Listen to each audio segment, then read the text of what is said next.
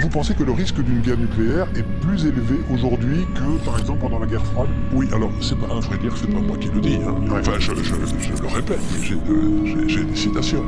C'est certains des meilleurs experts du domaine, et en particulier ceux qui sont à côté de moi, à Sanford, mes collègues, qui pensent effectivement... Pourquoi ils pensent ça aujourd'hui?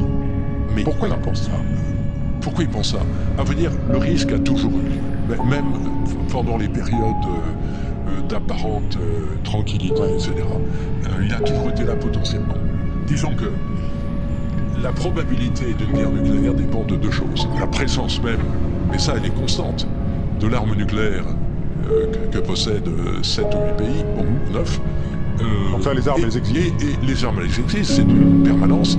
Et les relations d'inimitié entre les pays. Hein. Donc vous n'y croyez pas à la dissuasion nucléaire? Cette fameuse dissuasion nucléaire, pour vous, elle n'est pas efficace? Alors, je pose la question de son efficacité et de sa moralité, non seulement. C'est mon but d'ailleurs. Hein. Bon. Alors, il y a un argument qu'il faut également écarter parce que stupide. C'est l'argument qu'on sait salir. Il n'y a pas eu de guerre nucléaire depuis 1960. C'est ce que ça m'en dit. Aujourd'hui, il ne faut plus faire la différence entre les fausses alertes et les vraies alertes.